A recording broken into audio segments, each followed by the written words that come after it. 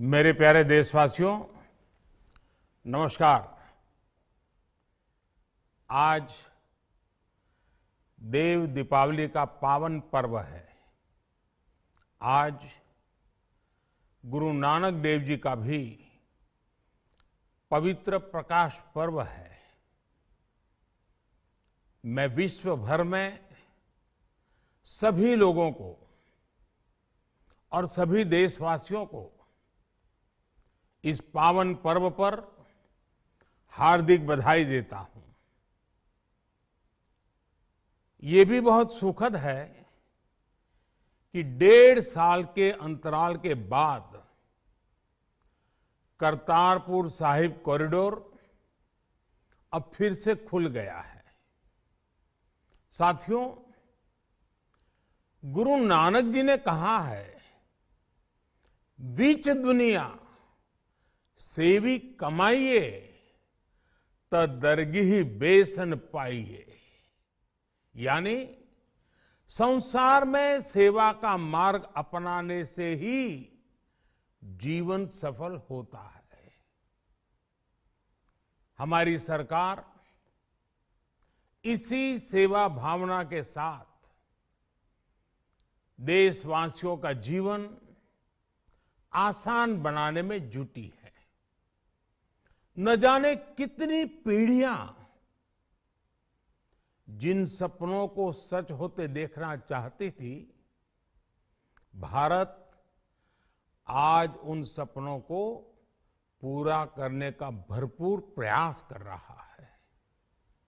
साथियों, अपने 5 दशक के सार्वजनिक जीवन में मैंने किसानों की परेशानियों को, उनकी चुनौतियों को बहुत करीब से देखा है, महसूस किया है।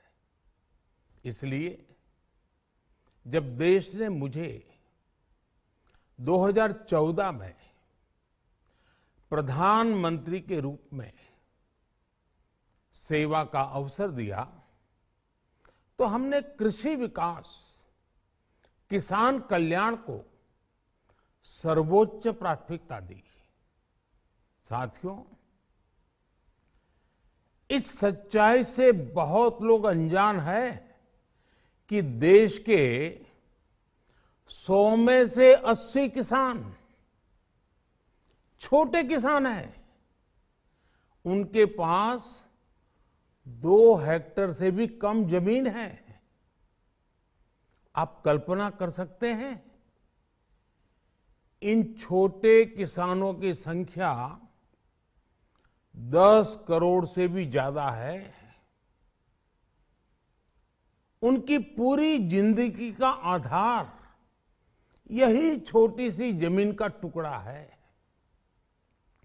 यही उनकी जिंदगी होती है। और इस छोटी सी जमीन के सहारे ही वो अपना और अपने परिवार का गुजारा करते हैं। पीढ़ी दर पीढ़ी परिवारों में होने वाला बंटवारा इस जमीन को और छोटा कर रहा है। इसलिए देश के छोटे किसानों की चुनौतियों को दूर करने के लिए हमने बीज, बीमा, बाजार और बचत, इन सभी पर चौतरफा काम किया। सरकार ने अच्छी क्वालिटी के बीज के साथ ही किसानों को neem coated urea, soil health card, micro irrigation जैसी सुविधाओं से भी जोड़ा। हमने 22 करोड़ सॉइल हेल्थ कार्ड किसानों को दिए और इस वैज्ञानिक अभियान के कारण एग्रीकल्चर प्रोडक्शन भी बढ़ा। साथियों, हमने फसल बीमा योजना को अधिक प्रभावी बनाया। उसके दायरे में ज्यादा किसानों को लाए। आपदा के समय ज्यादा से ज्यादा किसानों को आसानी से मुआवजा मिल सके, इसके लिए भी पुराने नियम बदले। इस वजह से बीते 4 साल में 1 लाख करोड़ रुपए से अधिक का मुआवजा हमारे किसान भाई बहनों को मिला है। हम छोटे किसानों और खेत में काम करने वाले श्रमिकों तक बीमा और पेंशन की सुविधाओं को भी ले आए। छोटे किसानोों की जरूरतों को पूरा करने के लिए सीधे उनके बैंक खातों में 1,62,000 करोड़ रुपए ट्रांसफर किए, सीधे उनके खाते में। साथियों, किसानों को उनकी मेहनत के बदले उपज की सही कीमत मिले, इसके लिए भी अनेक कदम उठाए गए। देश ने अपने रूरल मार्केट इंफ्रास्ट्रक्चर को मजबूत किया। हमने एमएसपी तो बढ़ाई ही, साथ ही साथ रिकॉर्ड सरकारी खरीद केंद्र भी बनाए। हमारी सरकार द्वारा की गई उपज की खरीद ने पिछले कई दशकों के रिकॉर्ड तोड़ दिए हैं। देश की 1000 से ज्यादा मंडियों को ई नाम योजना से जोड़कर हमने किसानों को कहीं पर भी अपनी उपज बेचने का एक प्लेटफॉर्म दिया। और इसके साथ ही देश भर की कृषि मंडियों के आधुनिकीकरण पर भी हमने करोड़ों रुपए खर्च किए। साथियों, आज केंद्र सरकार का कृषि बजट पहले के मुकाबले 5 गुना बढ़ गया है। हर वर्ष 1.25 लाख करोड़ रुपए से अधिक कृषि पर खर्च किए जा रहे हैं। 1 लाख करोड़ रुपए के एग्रीकल्चर इंफ्रास्ट्रक्चर फंड के माध्यम से गांव और खेत के नजदीक भंडारण, इसकी व्यवस्था, कृषि उपकरण जैसी अनेक सुविधाओं का विस्तार, ये सारी बातें तेजी से हो रही है। छोटे किसानों की ताकत बढ़ाने के लिए 10,000 एफपीओ किसान उत्पादक संगठन बनाने का अभियान भी जारी है। इस पर भी करीब 7,000 करोड़ रुपए खर्च किए जा रहे हैं। माइक्रो इरिगेशन फंड के आवंटन को भी 2 गुना करके 10,000 करोड़ रुपए कर दिया गया है। हमने क्रॉप लोन भी 2 गुना कर दिया, तो इस वर्ष 16 लाख करोड़ रुपए हो जाएगा। अब पशुपालकों को मछली पालन से जुड़े हमारे किसानों को भी किसान क्रेडिट कार्ड का लाभ मिलना शुरू हो गया है। यानी हमारी सरकार किसानों के हित में हर संभव कदम उठा रही है, लगातार एक के बाद एक नए कदम उठाती जा रही है।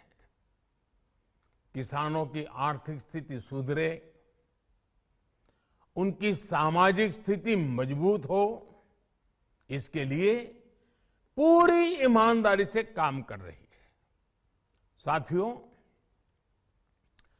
किसानों की स्थिति को सुधारने की इसी महाअभियान में देश में 3 कृषि कानून लाए गए थे।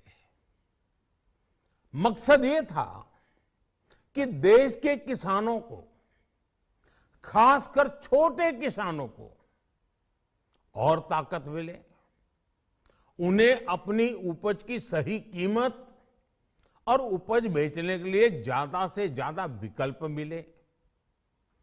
बरसों से ये मांग देश के किसान, देश के कृषि विशेषज्ञ, देश के कृषि अर्थशास्त्री, देश के किसान संगठन लगातार कर रहे थे। पहले भी कई सरकारों ने इस पर मंथन भी किया था। इस बार भी संसद में चर्चा हुई, मंथन हुआ और ये कानून लाए गए। देश के कोने कोने में कोटि कोटि किसानों ने, अनेक किसान संगठनों ने इसका स्वागत किया, समर्थन किया। मैं आज उन सभी का बहुत बहुत आभारी हूं, धन्यवाद करना चाहता हूं। साथियों, हमारी सरकार किसानों के कल्याण के लिए, खासकर छोटे किसानों के कल्याण के लिए, देश के कृषि जगत के हित में, देश के हित में, गांव गरीब के उज्जवल भविष्य के लिए पूरी सत्यनिष्ठा से, किसानों के प्रति पूर्ण समर्पण भाव से, नेक नियत से ये कानून लेकर आई थी। लेकिन इतनी पवित्र बात, पूर्ण रूप से शुद्ध किसानों के हित की बात, हम अपने प्रयासों के बावजूद कुछ किसानों को समझा नहीं पाए। भले ही किसानों का एक वर्ग ही विरोध कर रहा था, लेकिन फिर भी ये हमारे लिए महत्वपूर्ण था। कृषि अर्थशास्त्रियों ने, वैज्ञानिकों ने, प्रगतिशील किसानों ने भी उन्हें कृषि कानूनों के महत्व को समझाने का भरपूर प्रयास भी किया। हम पूरी विनम्रता से, खुले मन से उन्हें समझाते रहे। अनेक माध्यमों से व्यक्तिगत और सामूहिक बातचीत भी लगातार होती रही। हमने किसानों की बातों को, उनके तर्क को समझने में भी कोई कोर कसर बाकी नहीं छोड़ी। कानून के जिन प्रावधानों पर उन्हें ऐतराज था, सरकार उन्हें बदलने के लिए भी तैयार हो गई। 2 साल तक हमने इन कानूनों को सस्पेंड करने का भी प्रस्ताव दिया। इसी दौरान ये विषय माननीय सर्वोच्च न्यायालय के पास भी चला गया। ये सारी बातें देश के सामने है, इसलिए मैं इनके अधिक विस्तार में नहीं जाऊंगा। साथियों, मैं आज देशवासियों से क्षमा मांगते हुए सच्चे मन से और पवित्र हृदय से कहना चाहता हूं कि शायद हमारी तपस्या में ही कोई कमी रही होगी, जिसके कारण दिए के प्रकाश जैसा सत्य कुछ किसान भाइयों को हम समझा नहीं पाए। आज गुरु नानक देव जी का पवित्र प्रकाश पर्व है। ये समय किसी को भी दोष देने का नहीं है। आज मैं आपको, पूरे देश को ये बताने आया हूं कि हमने 3 कृषि कानूनों को वापस लेने का, रिपील करने का निर्णय लिया है। इस महीने के अंत में शुरू होने जा रहे संसद सत्र में, इसी महीने में, हम 3 कृषि कानूनों को रिपील करने की संवैधानिक प्रक्रिया को पूरा कर देंगे। साथियों, मैं आज अपने सभी आंदोलनरत किसान साथियों से आग्रह कर रहा हूं, आज गुरु पर्व का पवित्र दिन है। अब आप अपने अपने घर लौटे, अपने खेत में लौटे, अपने परिवार के बीच लौटे। आइए एक नई शुरुआत करते हैं, नए सिरे से आगे बढ़ते हैं। साथियों, आज ही सरकार ने कृषि क्षेत्र से जुड़ा एक और अहम फैसला लिया है। जीरो बजट खेती यानी प्राकृतिक खेती को बढ़ावा देने के लिए देश की बदलती आवश्यकताओं को ध्यान में रखकर क्रॉप पैटर्न को वैज्ञानिक तरीके से बदलने के लिए एमएसपी को और अधिक प्रभावी और पारदर्शी बनाने के लिए ऐसे सभी विषयों पर भविष्य को ध्यान में रखते हुए निर्णय लेने के लिए एक कमेटी का गठन किया जाएगा।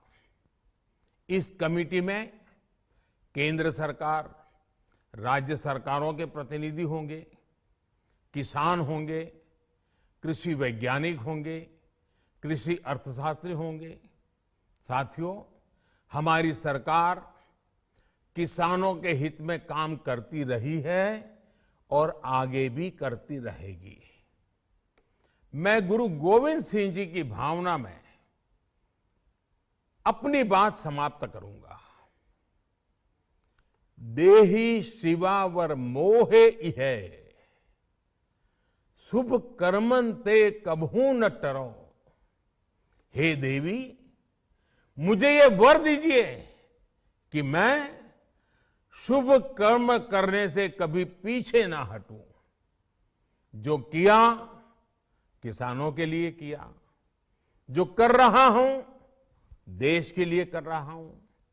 आप सभी के आशीर्वाद से मैंने मेहनत में पहले भी कोई कमी नहीं की थी।